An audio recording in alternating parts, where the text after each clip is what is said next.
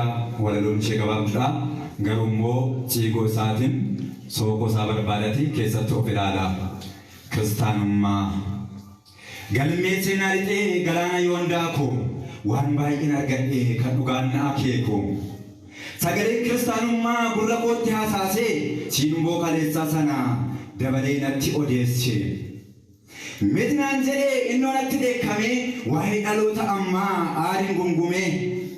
Mardokios Fanniso, kan Yatezru, Bayed Haman, kan Gamtan Hiriru, Alatanchi Ana, Moyed Watumeto, Dakan Kisasa, Aragal Fibetu, Ole Bulet Rachalaka, Jibba Dunyara, Olive Gadifatase, Taeo Samakasa, Dua Buya Kalandari and Wame, Yadoran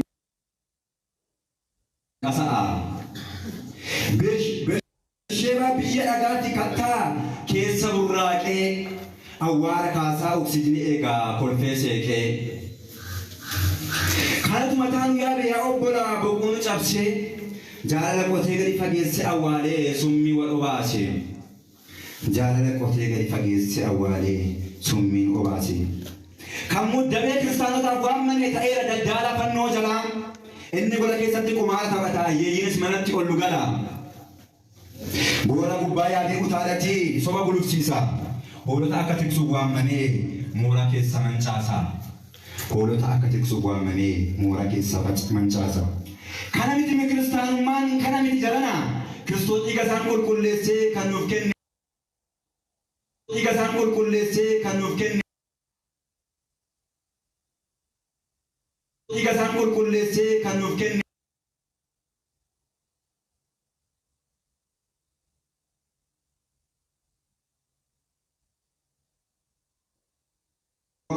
Dana oni bekta ila biyana mako dana oni bekta lata midaan keessa dhugate uree midhaan nyaata addaanan baasee xalala jettee baay'ee ulfaata yeroo fogummaa guddaa sirriitti gaafata har'as fannoo kiristaanummaa jalaa daana'ootu jira dhugaa kiristaanummaa cabsee garaatti gurgura dhugaa kiristaanummaa cabsee garaatti gurgura Ye garaatti gurgura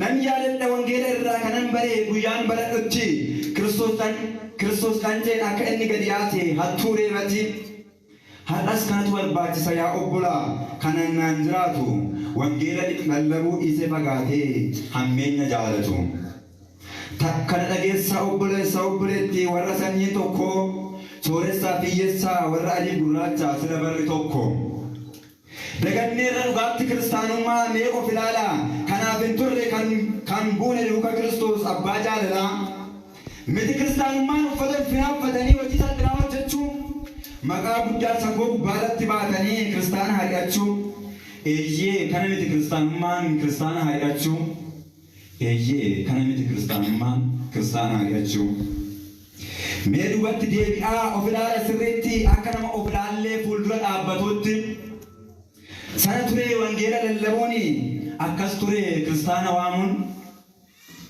egaa maalan jedha mataan wallaalame duraaf duubni badee herreegni dhalootaa bitaaf mirga dhalee murtiin haqaa hadoode eeyyee murtii haqaatu hadoode seerri uumamaa iddoo dhabadee bishaan yoo dhiyaa'u dhaloonni ofii nyaatee dhugee dhugaa yoo akaa'u mucaan umurii qabdu jireenya jalqabaan boo'icha jalqabdi Haati mucaa garuu hiriyaashee waamtee ilaallee hin gaggabdi. Eeyyee gammachuuf ilaallee hin gaggabdi. Gaafa affeellame sareen foon ceetee takkaan alaanfatti. Turee gaafa qorru garaa waraannamtee ittiin obbaafatti. Eeyyee du'aan obbaafatti. Yaa isa kanaan fakkeeffamtee jirtu sookoon isaas rukkutee mee deebii sammuu kee ilaali qoradhu waa galaafatte. Maqaaf seenaa gaarii hammeenyaan kan sirraa mulqame si gammachiisuudhaaf golli haadha hiyyeessaa kan gadi haqan qaallame. Duudatte jedhee seenaan si boo'eera garuu lubbuun jirta. Sobaaf siidaa ijaartee gootoo dhugaa dhiigdee maalaan godha jetta. Ofii sirraa mil'ata uffannaan kabajaa sanayyuu dachaadhaan garuu kiristaana mancaastaa taatee gamtaadhaan eeyyee dhugaadha taatee gamtaadhaan dhaabadhaa martuu of ilaalaa dhaabbadhaati fuullee fuuldura dhugaan kiristaanummaa awwaallee akka eeggamsi manatti nuun galle dhaabadhaa martuu of ilaalaa dhaabadhaati fuuldura of ilaallee dhugaan kiristaanummaa karaa irra badee awwaallamee akka eeggamsi manatti nuun galle eeyyee akka eeggamsi manatti nuun galle waaqayyoof galannaa ta'u.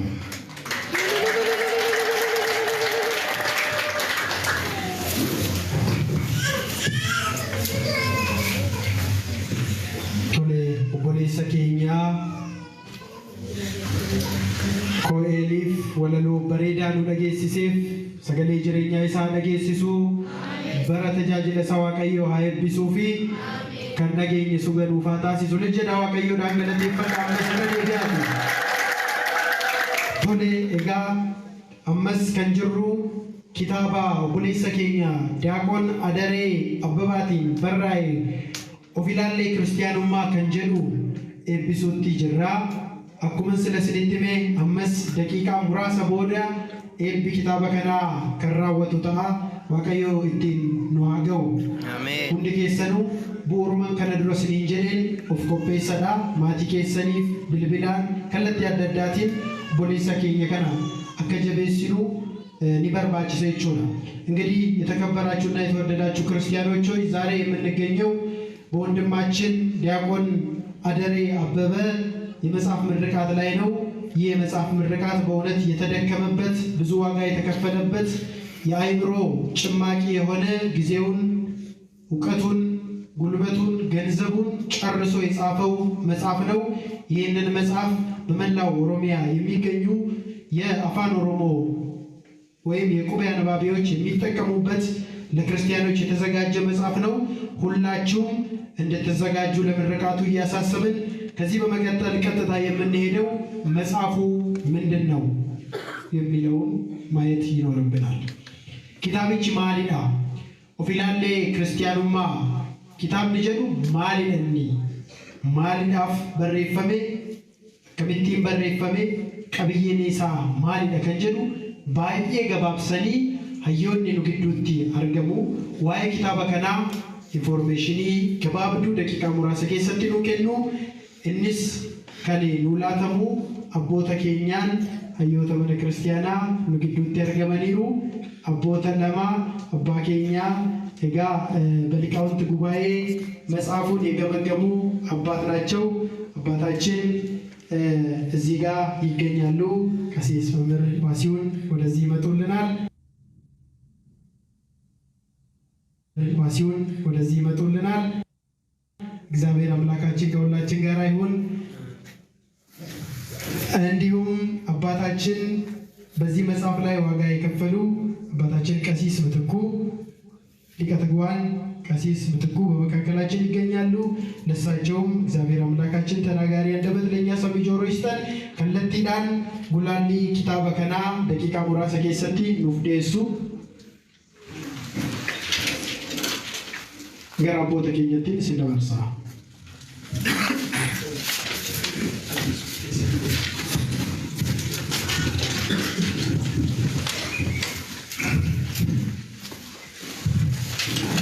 Makaaba ilmaa protokolo waaqa tokko amiin abbootan godhoo tajaajiltoonni kiristaanaa ijoolleen keenya kiristaanonni hundumti keessan maqaa waaqonni turtanii kan yoo naannoo ga'ee eebba matsaafaa yookiin immoo kitaaba kanaan kan nu ga'e jaalala kan teessise amantaa keenyatti kan nu dhaabe utuu rakkoon jiru rakkina nurraa kaase utuu jaalalli hin jiraatin jaalala nu laate utuu dhukkubni baay'atu fayyaa nu laate kan nu sassaabe ilma durba maariyaam kiristoos yesuus galata guddaan naa ta'u.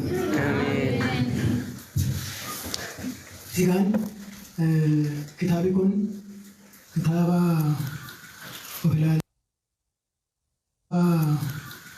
ofilaalee kiristaanummaa jedhudha. Kitaabni duras kutaan tokko barreeffame tajaajila mana kiristaanaa kan jiru. Kanarratti ayyaantuu lamaan saa'u obboleessa koo liqalisaanaa godhaasaa tolaa wajjin kan ilaalamudha. Dhugaa ta'uudhaaf baay'ee keenya obboleessi keenya barsiisaan Haayilanii kaa'ee baay'ee haasa'aniiru. manni kiristaanummaa keenya akka isheen hin dhaabbanne akka isheen hin cimne kiristaanotii kan goote amantaan kun jedhanii akka itti citanii dhaabbanne kan godhan baay'een jiru. Dhugaa kana kan dubbatan dabalu jiru. Asitti garuu eenyu fayyadamee haa ta'u barbaachisu. Garuu buleessi keenya akka amantaatti mucaan koo akka biyya foonitti immoo buleessi koo Diyaaqoon Adaree Abbabaa macaafa kanaan dura barreesses kitaabolee wabii baay'ee irraa funaanee kan barreesse. Macaafa nama garbaarraa jijjiire osoo hin taane hiikkaadhaan fide osoo hin taane macaafa adda addaa irraa funaanee qindeessee fide. Waan bakama samaayina kama horiina. Akka dhageenyee ijaan agarre odeeffannoon obboleessa koorraa qabu ija kootiin argee wanta gulaaleeffamee dubbadha. Baay'ee dhimmamee baay'ee dhiphatee hojjete baay'een utuu inni dhisifatee hin darbu. Isa yoomiin bataskaana isa guddifteef ulfinni guddaan haa ta'u. Warra isa jajjabeesse maatii isaatiif warra isa barsiise barsiisoo isaatiif akka amantiitti jechuudha ulfina guddaa qabaatan. Egaa macaafni kun oraalee hundi keenya kitaaba keenya keessatti eenyullee amantaa keessa jira yoo ta'e of ilaalu. Amantaa keessa kan jiru jiraate amantaa keessa hin jira moo qaama kootu jira moo foon kootu jira moo sammuun koos lapheen koos mana kiristaanaa keessa jira. Hubannaa kiristaanaan deemaa jira moo fooniin deemaa jira kan jedhu addaan baasee kan hubachiisu kitaabni kun. Hundumti keenya dhaabbannee kitaaba kana fudhannee garuu qofa ta'u taane ammas buleessi koo Diyaaqoon barsiisaan Haayila Mikaa'el akka dubbatan hanqinni barumsaa hanqina barumsaa qabna. Hanqina dubbisuu qabna. Fudhannee garuu qofa miti. Wanta ilaalee banaa isaanii. Otoo amma reefunatti kenname ta'e waan dubbadhu qabu. Amma deema waan qabu qabu. Hanga yeroo dheeraa qabattee rakkoo baay'ee keessa darbee qorumsa baay'ee keessa darbee ija kootiin gadi raaseen ilaaleen itti gammadeen waan itti gammadeen dhugaa ba'a. Keessumattuu akka Oromiyaatti waaqayyo kogalatu achi baannisa. Akka Oromiyaatti kitaaba akkas barreeffame hin jiru hin argine. Amma garuu macaafoti baay'een yoo dhufanis ukkaamamanii afur ture dhugaa kana dubbachuun barbaadu. Dhugaa sa'uudhaaf bara 2013 natti dhufe. Kan bara 2010 natti dhufe waaqayyo misikirii koodha. 2010 natti dhufe taa'ee ture. Achiin jalqaba. Amma garuu warri kitaaba barreessanis warri faarfannaa baasanis ammamitti akka deebi'aa jiru warri fayyadame warri fidamitti kennan dhugaa ba'an. Walumaa gala garuu ani hojii koon dubbadhatu hin taane ijoollee keenya jajjabeessuun nurraa eegamu waan ta'eef utuu namni hin kakaasin jajjabeessaa utuu hin qabaatin kaka'u.